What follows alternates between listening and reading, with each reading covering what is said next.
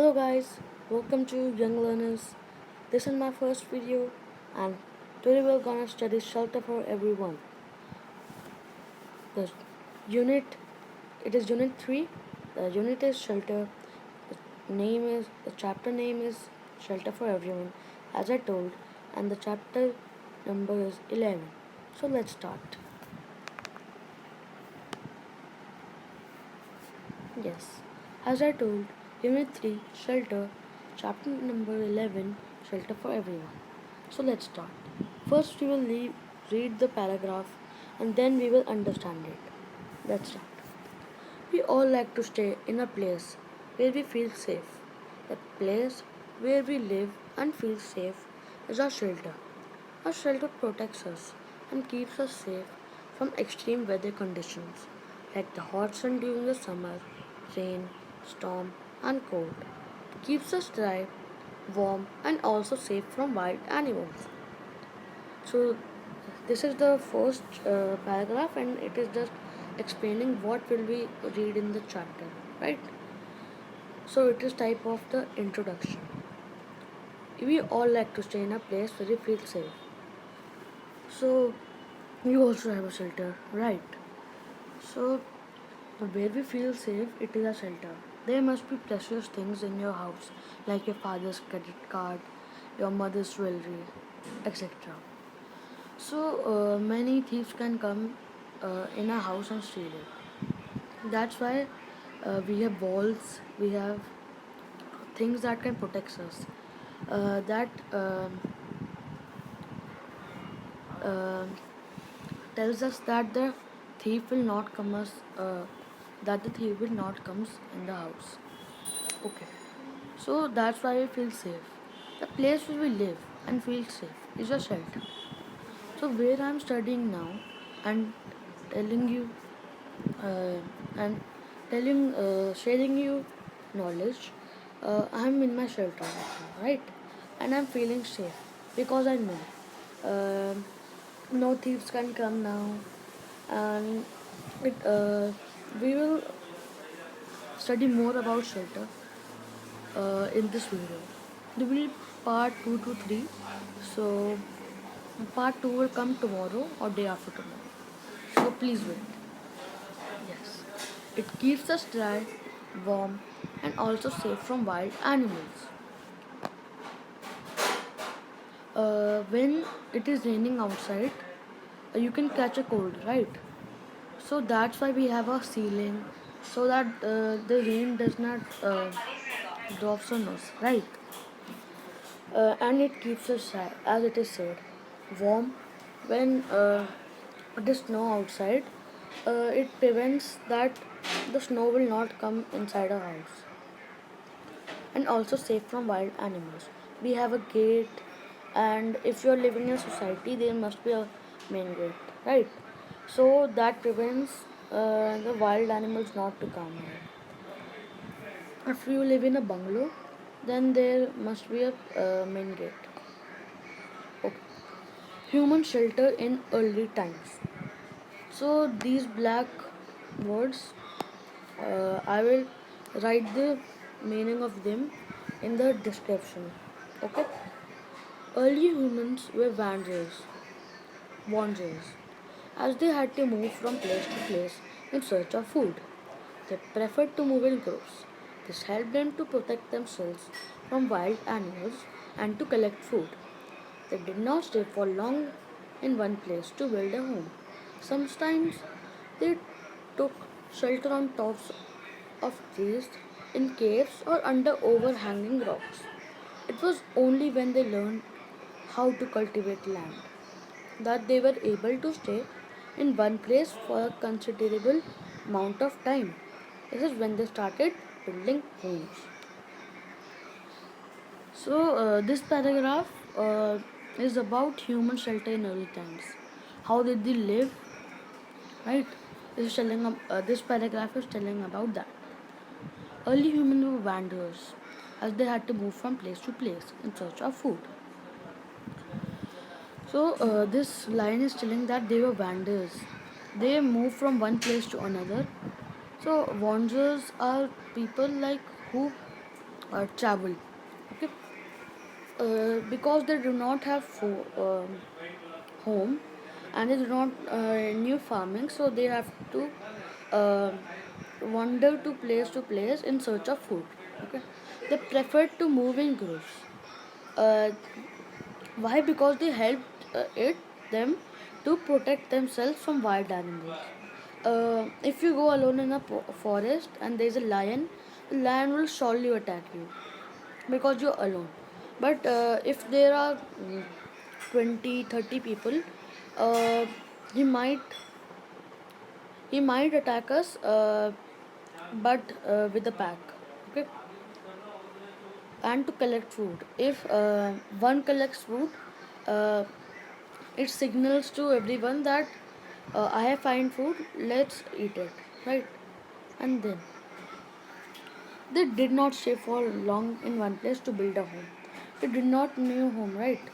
They do not know how to make home. What is a home? They did not have any shelter. They just you might think, where did they live? What was the shelter? Let me tell you. Sometimes they took shelter on tops of trees, in caves, under overhanging rocks. So this line only tells that if they did not have a shelter and they had to rest, so they went to top of trees where wild animals could not come, in caves, and they would just cover themselves so that no one comes, or under overhanging rocks. It was only when they learned how to cultivate land, how to use land, that they were able to stay in one place for considerable amount of time. Then they learned how to cultivate land, and then they were able to stay for one place for a considerable amount of time. So it was their permanent shelter. This is when they started building homes. So today's target is still Pakka house. Okay, and so here, this is when they started building home. So let's study about the early man-made homes. One of the early man-made homes was most probably a pit house, which was dug underground with a roof on top. In some parts of the world, it is believed that the early man-made homes are made of mammoth bones. In other parts of the world, it is believed that the first home that the early human built was made of stones and tree branches. What do you think was it made of? Do write into the comment. Yeah. One of the early man-made homes was most probably a pit house. So this line only tells that they most probably made a house like a pit house. They dig, dug underground with a roof on top so nobody comes. And they had to move many times. Some people means the early man uh, did was they killed a mammoth, and they made it is believed that they made their homes with their bones. Okay, and the mammoth is so big that it was like the meal bouquet, right? Uh, with the in some parts of the world, it is believed that the early man head was made of mammoth bones. In other parts of the world, it is believed that the first home that the early humans built was made of stones and tree branches. Do write in the comment what do you think. Gradually, with the development of tools, now there are tractors and many things like electronic technology. It uh, it developed, and now these primitive structures are given a better form, and the house were built of sun-dried bricks. So there is also a process to make sun-dried bricks, right? And they did not know it. So now, when we develop the process, now we can make it. Okay.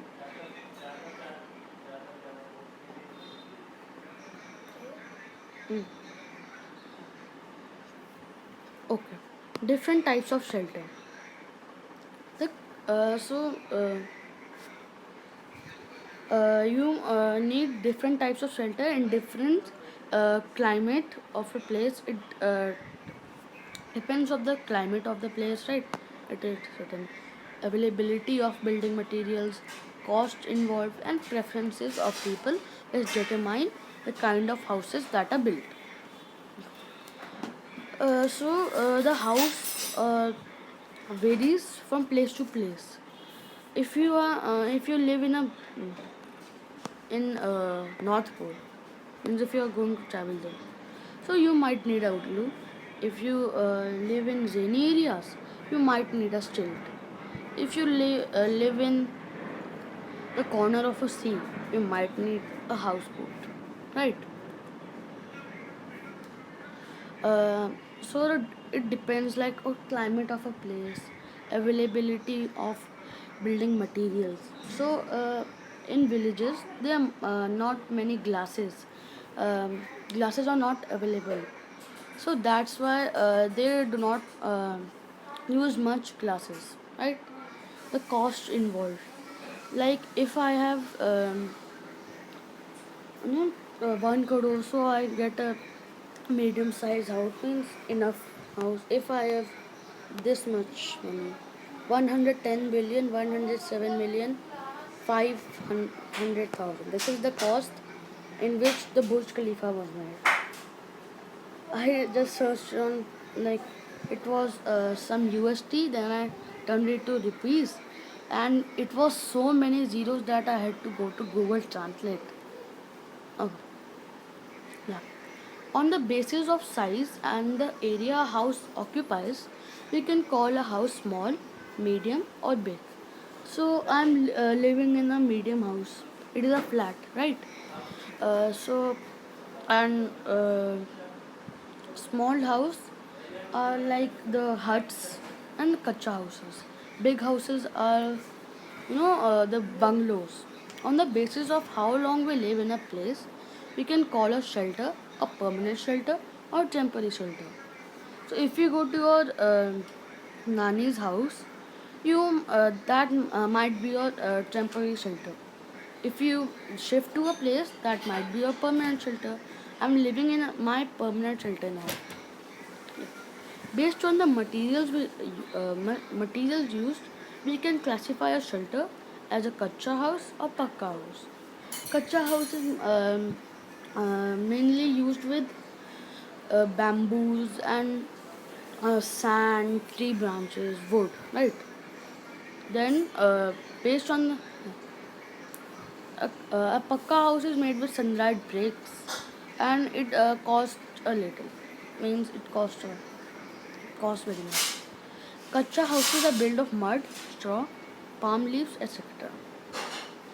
And pakka houses are built of bricks, stones, and cement. Usually, a permanent shelter is a pakka house. This is telling you that kacha house is built of mud, straw, palm leaves, etc. And pakka houses are built of bricks, stones, and cement. Usually, a permanent shelter is a pakka house.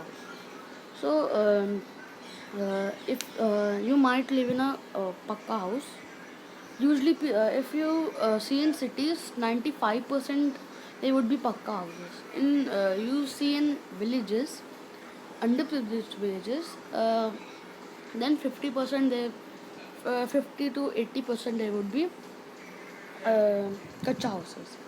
Uh, okay, thank you, and the part two will come day